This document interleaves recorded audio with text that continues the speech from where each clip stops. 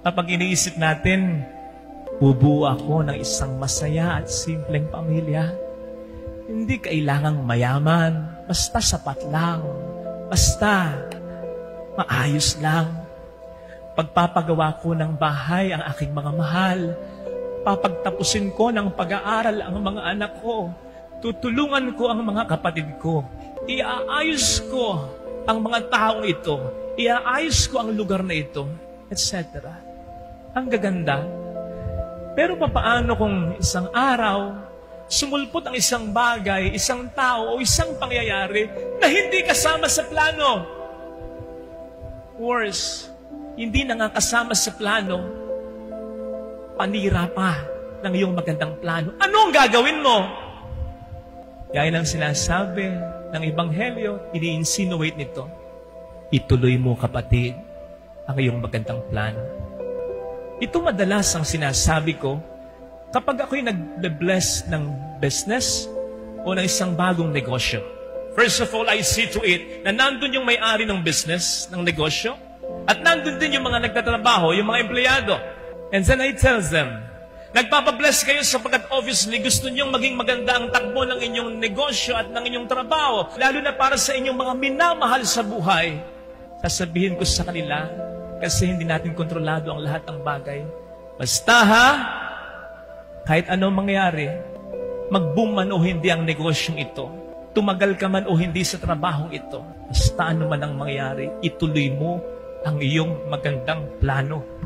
Sapagkat sinisigurado ko sa iyo, ang magandang planong ito sa awa at pag-ibig ng Diyos ay makakamtan mo.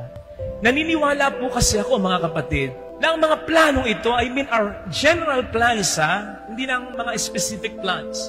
Ang Diyos ang siyang original na planner niyan.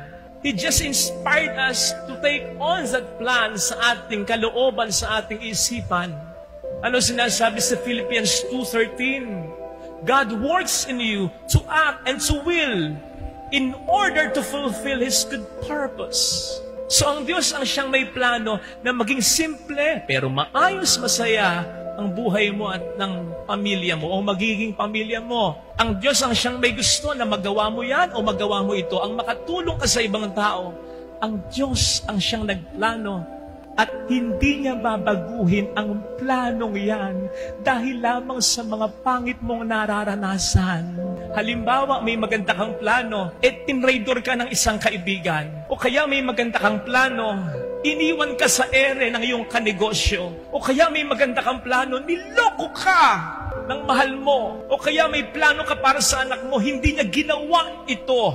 I'm sorry, hindi sasabihin ng Panginoon, nako, kahit hindi mo kasalanan, sumablay siya.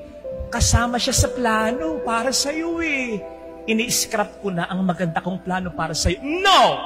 Tama sa ating mga magagandang plano, sa plano ng Diyos para sa atin, kasama yung mga taong yan. Pero hindi nakakapit sa kanila ang plano ng Diyos para sa iyo at para sa akin, para sa kahit sino dito. Hindi ang Diyos ang siyang mag-a-adjust. I-adjust niya lahat ng mga pangit na pangyayari sa buhay mo in such a way na makatulong sa iyo upang mas ma-achieve mo pa ng makabuluhan at makahulugan ang maganda niyang plano para sa iyo.